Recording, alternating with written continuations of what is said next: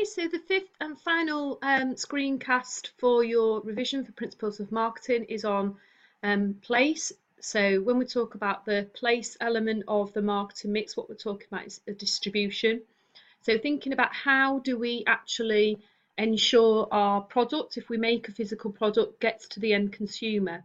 Okay, so how do we make sure that it's distributed in a way that's effective enough to make sure that they can actually have the opportunity to make the purchase? Because in some contexts, the consumer's not going to shop around.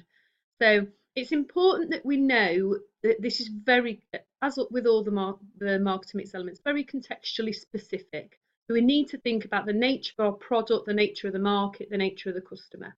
Okay. So in terms of distribution strategy, what do you need to know? So you need to know the different levels of intensity. So in terms of how big, I guess, our distribution strategy needs to be. You should understand when and where they might be appropriate. So when it's in what level of intensity is appropriate for what different setting, different context, different product, service, whatever it might be. Go back and review the seminar activity that we did in seminar 11, because here we looked at several different small business contexts and thought about what might be appropriate distribution strategies for those particular businesses. So have a look at those, because I think that'd be useful in terms of you being able to come up with examples and also being able to show that you can apply what we've learned on distribution, and then be able to recognise the benefits and limitations of each strategy. So knowing, what are the positive elements of certain strategies, but equally where might there be issues, what might what might be the nature of the problems that could arise.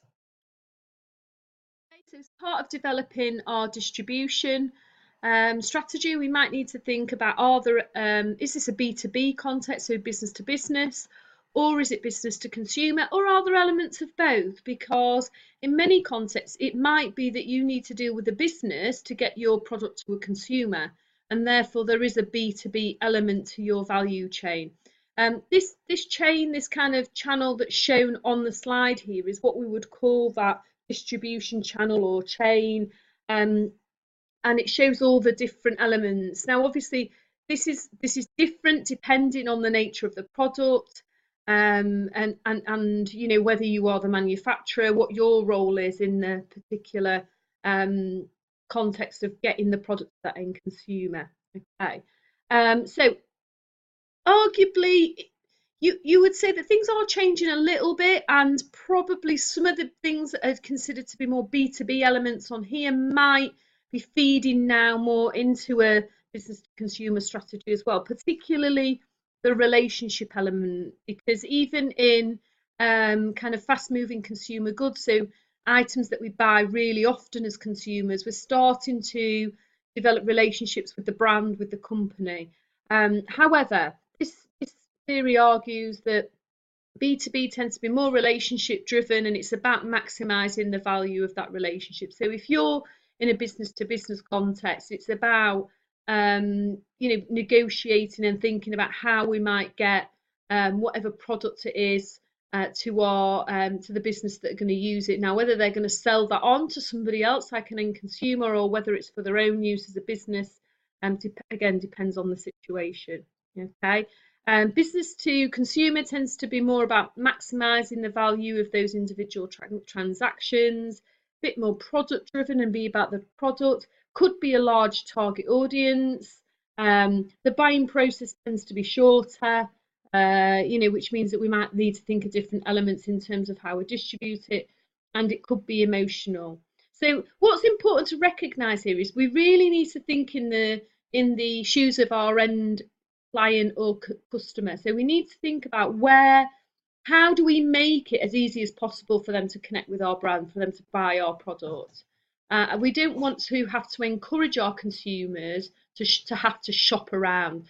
So it's really important that unless we are something like a luxury brand where we might want demand to outstrip supply, that we are able to fulfill any supply demand with our supply.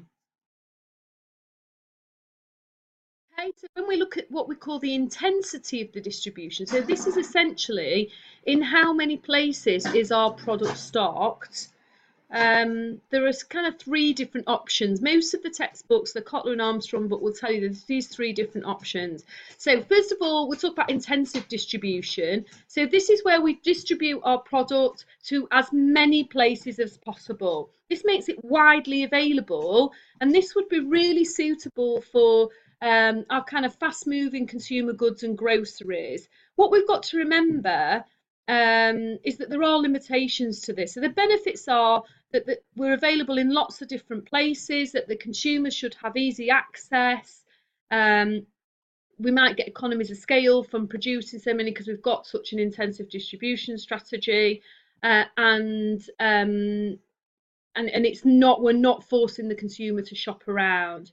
The limitations are that obviously we are very available, so depending on the nature of our brand, we'd need to think about whether that's something that we want to be. So do we want to be available in lots of different locations associated with lots of different brands? Because the associations with those brands may inadvertently cause associations to be built in with our brand. So I think I talked about in the lecture the chocolate company Thornton's, and how I thought it was interesting that they decided to pursue a strategy of more intensive distribution. So rather than just selling in their own shops, they decided to start selling in places like Wilko's. I think you can even buy them in B&M bargains now. And you question, what does that do for the brand? You know, they might have less control. That's another one of the limitations, because it's so widely distributed. You're dealing with lots of different companies. It's resource intensive, and you don't have as much control in terms of what's going on, at what kind of retail prices they're being sold at. So ask yourself, do you think it was damaging for Thornton's to start distributing beyond just their own Thornton shops? And what kind of, if so, does that do anything in terms of their image? Okay, so the next distribution option on our list is selective distribution. So this is where we think really carefully about the different companies that we're going to work with. So we might select them very carefully in terms of thinking about whether they are in line with our brand and corporate values. Do we want to build associations with this organisation?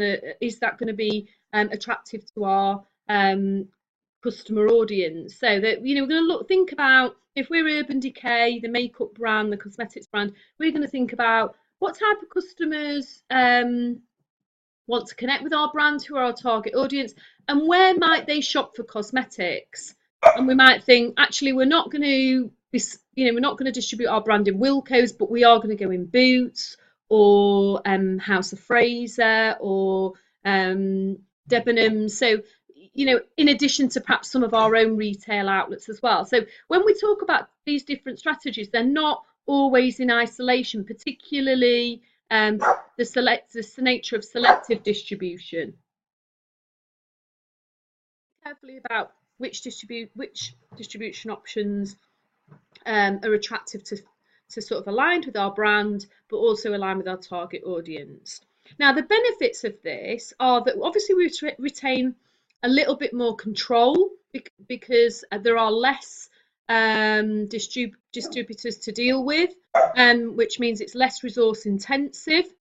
Okay, and we can carefully select and choose who we are associated with. Now, the limitations of this might be that I guess you've got to be really confident that your customer is willing to shop around, because it might be that Urban Decay, for example, is not available in the most convenient locations for your target audience. So having thought about who we're going to partner up with, and the fact that it's much less resource intensive, let's think about some of the limitations. So the limitations being that we have to be, as I've already said, really confident that our customer is going to shop around for us. So they're willing to go to more than one location. So if we're not available, or some of our products are out of stock, so we might be Our brand as a whole might be available in the local Boots, for example, but perhaps a certain product isn't available, and therefore the customer has to value the brand to the degree where they're going to shop around, because you're not as available as you would be with an intensive distribution strategy. Okay, so going on to the third and final option, this is exclusive distribution, where it gets even narrower in terms of who we are distributing with. And here I've got an example of, you're just distributing your own product. So you're not, unlike the Thorntons example, and this is kind of how they started out, you perhaps make your products only available in your shops where you've got complete control, and in certain locations. And it might even be that those locations are chosen selectively so that they, again, reflect the brand. I mean, we've all seen brands, shopping bags, or material that will say sort of prime locations, New York, Paris, London, that and of that nature. And that is all to contribute to the brand and perceptions around the product experience. Obviously, the benefit of this is that you can also add experiential elements. So as you can see in the Sephora store, and there's it looks very appealing. It's well within your control, because you might even just own those particular stores. It could be that you do exclusive distribution and you're not a retailer. So you have a product, but it's only available in Harvey Nicks or Waitrose, wherever it might be. So it doesn't always have to be a scenario where you, as the manufacturer, own the retail outlet. And it could even be franchised. However, it's exclusively distributed, so you've not got this really wide distribution. Now, like with option 2, the issue with that may be that you have to be very confident, more so than option 2, that your customer is going to shop around and they're going to come to your store and find you out. So they are that keen on the brand, they're that interested, that they might travel to another city just to come and buy your products and connect with your brand.